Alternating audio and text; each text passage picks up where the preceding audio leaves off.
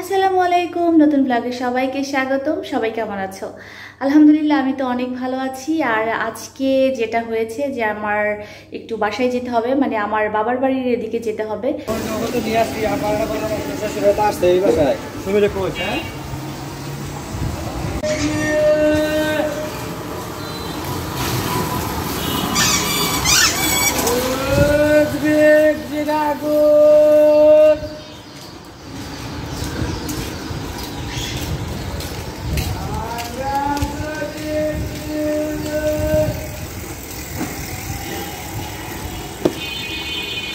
রাস্তায় একটু পানি জমে গেছে, যেহেতু সকাল থেকে বৃষ্টি, যেটা বলছিলাম।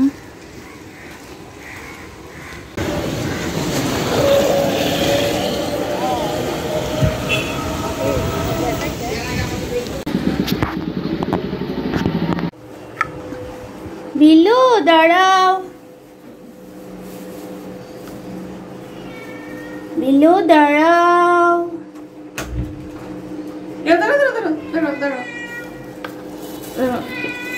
চলো চলো চলো, এখানে আসো, এখানে আসো। ওইদিকে দাও না, ওই সাইডে দাও না। হ্যাঁ, বিল্লু যাও, খাও, ও লাঞ্চ করবে।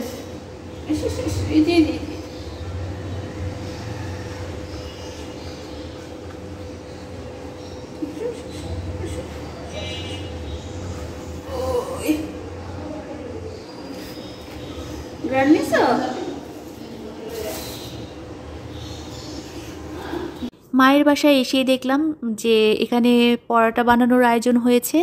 আর এই সুযোগ আমি একটু নিজের জন্য ভিডিও করব, তো ভাবলাম সেটা তোমাদের সঙ্গেও একটু শেয়ার করি। দেখতে পাচ্ছ আটার মধ্যে দিয়ে দিল লবণ, তারপর একটু সয়াবিন তেল দিয়ে ভালো করে আটাটাকে মিশিয়ে নিচ্ছে আপা। সয়াবিন তেলের পরিমাণটা অনেক বেশি ছিল না, একদমই কম ছিল। কারণ এই সময়টাতে, মানে যখন প্রথম আটাটা মিশানো হয় সয়াবিন তেল দিয়ে, সেটার মধ্যে খুব বেশি তেল প্রয়োজন হয় না, এটা আপাই বলতেছিল। এই আপা অনেক দিন ধরে আমাদের বাসায় কাজ করেন, তো আপা এর আগে আমাদের পরোটা বানিয়ে দিয়েছিল, এত মজার হয়েছিল। তো আপাকে বারবারই আমি বলতাম যে আমাদের একটু আরেকদিন পরোটা বানিয়ে দেন, আমরা আবার খাবো। তো আপা আজকে সুযোগ পেয়েছে, সেই জন্য আজকে বানিয়ে দিচ্ছেন। একটু কুসুম গরম পানি দিয়ে আটাটাকে ভালো করে মিশিয়ে নিচ্ছে। তো এখানে আমি জিজ্ঞেস করছিলাম যে আমি কি অনেক ফুটন্ত পানি দিলে সমস্যা আছে?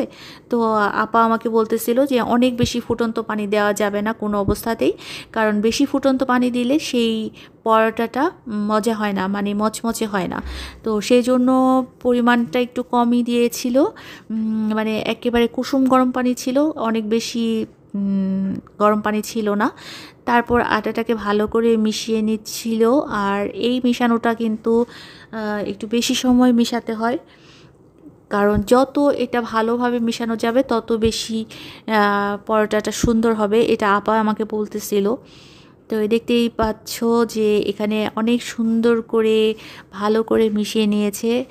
আর মেশানোর পর একটা সময় দেখো এখানে বলের মধ্যে কিন্তু আর লেগে নেই, মানে এত সুন্দর মসৃণ হয়ে গিয়েছিল। এটা বানানোর পর এটা এই পর্যায়ে আসলে অনেকে একটু রেখে দেয়, রেখে দিলে ভালো, সেটা সুন্দর হয়। কিন্তু ওনার হাতে সময় ছিল না, কারণ ওনাকে আবার চলে যেতে হবে বাসায়, তো যার কারণে খুব বেশি সময় উনি রাখেনি। 10 মিনিটের মতো রেখেছিল, তারপর উনি বানানো শুরু করে দিয়েছিল।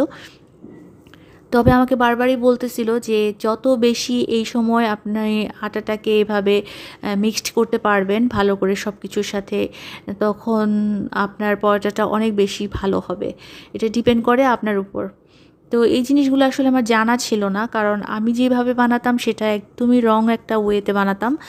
আর তখন আমার কাছে মনে হয়েছিল যে আমি একটু সঠিক নিয়ম শিখতে চাই, কারণ এই জিনিসটা খুবই মজার একটা খাবার। আর তার থেকেও বড় কথা, খুব প্রয়োজনে সময় এটা আসলে খুব কাজে লাগবে।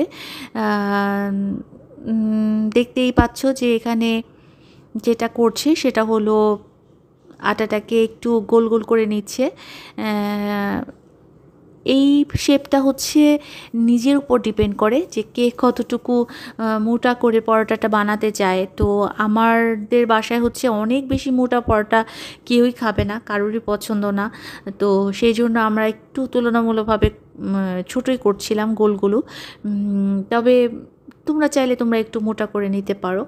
আর আজকে পরোটাটা একটু আলাদা রকম হবে এই জন্য যে আজকে লাস্টে আমি আপাকে বলেছি যে তেল দিয়ে ভাজবেন না, একদম নর্মাল করে হালকা করে ভেজে রাখবেন। আর তাতে হবে কি, আমরা যখন খাবো তখন আমরা একটু তেল দিয়ে গরম গরম ভেজে খেতে পারবো। দেখতেই পাচ্ছ যে এখানে সুন্দর করে উনি একদম ভাজ করে নিল পরোটার যে ভাজ। এই ভাজ এইগুলো আমি পারতাম, এইগুলো মোটামুটি সবাই পারে। পরোটার ভাজটা খুবই সহজ একটা উপায়। কিন্তু যেটা হয় যে আমাদের এই ভাজ হলে কী হবে, মানে ওই যে গরম পানি নেওয়া যাবে না, বা কীরকম গরম পানি নিতে হবে, কতটুকু নিতে হবে, এই জিনিসগুলো আসলে একটু জেনে রাখলে ভালো হয়। আর আমার এই পরোটাটা সবসময় খুব পছন্দ। ছোটোবেলায় মা বানাতো, মায়ের কথা মনে পড়ে যে মা ছোটোবেলায় পরোটা ভেজে দিত আর গরম চা বানিয়ে দিত। তো পরোটার সাথে চা কী যে একটা অসাধারণ খাবার মনে হতো। এখনও অনেক ভালো লাগে আমার পরোটা দিয়ে চা খেতে, অনেক ভালো লাগে। অনেকে আছে যে মাংসের সাথে বা সবজির সাথে পরোটা খেতে খুব ভালোবাসে। আমার জানি না কেন, ওই যে মায়ের ছোটোবেলায় আমাকে বানিয়ে দিত যে পরোটা আর চা। তোমরা এইভাবে কয়জন খেয়েছো আমি জানি না, তবে এটা আমার অনেক স্মৃতির একটা খাবার।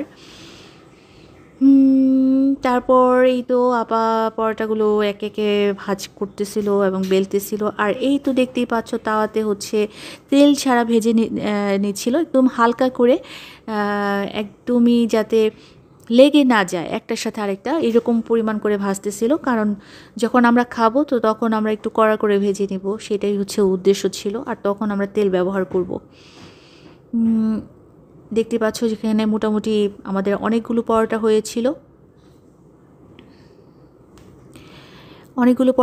এবং দেখতেও অনেক সুন্দর হয়েছিল, আর খেতে তো অনেক মজার হয়েছিল। এটা হলো শিফা আমাদেরকে গিফট করেছে। তো এটা ম্যারেজ ডেতে আসা, আমাদের প্রথম ম্যারেজ ডে। তো এটা হচ্ছে একেবারে 12টার সময় আমরা গিফটটা পেয়েছি হাতে। তো এখন আমরা এটা ওপেন করতেছি। খুলো। এটা সারা জীবন মনে থাকবে যে প্রথম ম্যারেজ ডের প্রথম গিফট কে দিয়েছিল। এটা একটা আলাদা রকমের অনুভূতি।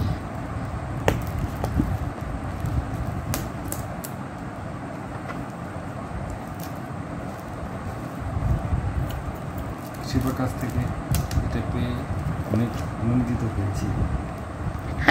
তো অবাক হয়ে গিয়েছি যত সুন্দর আমাদের সারপ্রাইজ।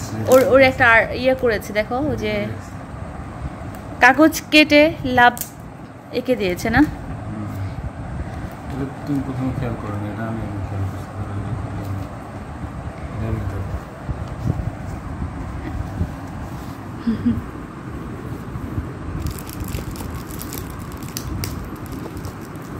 মনে করে সবার আগে একটা গিফট কিনে রাখছে, কিন্তু অনেক কিছু এবং সে নাকি 1 মাস আগে কিনে রাখছে, আমরা জানি না। যেমন একটা সিচুয়েশন, এই সিচুয়েশনে যে গিফট পাবো তাই তো অনেক ভালো। সেটাই, মার্কেট সব বন্ধ, রাস্তাঘাটে গাড়ি চলতেছে না, এইরকম অবস্থার মধ্যে আমাদের প্রথম ম্যারেজ ডে হচ্ছে। তো সেটা আসলে একটু অন্যরকম পরিবেশ, সেখানে গিফট পাওয়াটা অনেক বড় ব্যাপার। এটা সমস্ত একটা ঘড়ি হবে,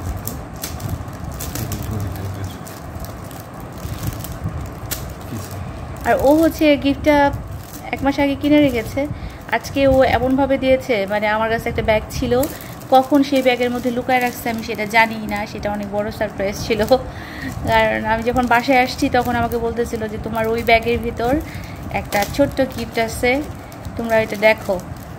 আর তখন তো আমরা খুবই খুশি হয়ে গেছি।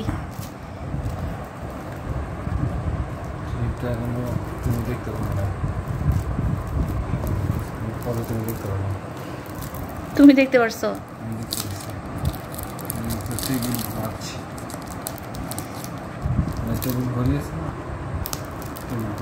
ও দারুণ জিনিস গিফট করছে, এটা কিন্তু কাজে লাগবে অনেক, কাজে লাগার মতো একটা জিনিস গিফট করছে। ওর মাথায় এত বুদ্ধি আসলো কেমনে? ও একদম মাস্টার্স করতেছে, একদম মানুষ। ওরে তো আমাদের মনেই হয় না যে ও মাস্টার্সে পড়তেছে, ও আমাদের কাছে ছোট তো ছোটই। এটা নাকি এটা হচ্ছে আমার মনে হয় এটা হলে এটা আমার কাছে হারিকেন মনে হচ্ছে। আচ্ছা, হারিকেনটাই হওয়ার সম্ভাবনা বেশি, কারণ হচ্ছে ওটা কমন হওয়ার কথা, এই ডিজাইনটা তো একটু আনকমন। আচ্ছা দেখা যাক কোনটা। আচ্ছা গেস করো কি। আচ্ছা এখানে রাখো। আচ্ছা আমার আমার আমার আমার আমার আমার আমার আমার এইটা মনে হইতেছে। বিউটিফুল মিউজিক না হারিকেন? আমার কাছে মনে হচ্ছে হারিকেন। হারিকেন বাংলাদেশের হারিকেনটা কিন্তু বেশি প্রায়োরিটি দিবে। ও আমাদের একটা জিনিস আছে, এই দেখো ছোট্ট একটা হারিকেন। আচ্ছা তুমি এত সময় নিয়ে খুলতেছো কেন? কি সুন্দর একটা জিনিস গিফট করছে রে ভাই, নাইস নাইস নাইস, বিউটিফুল। শিফা তোমার অনেক ধন্যবাদ, এত সুন্দর একটা ঘড়ি উপহার দেওয়ার জন্য। তুমি এটা একটু এই সামনে থেকে দেখাও তো, এখানে রাখো এখানে রাখো।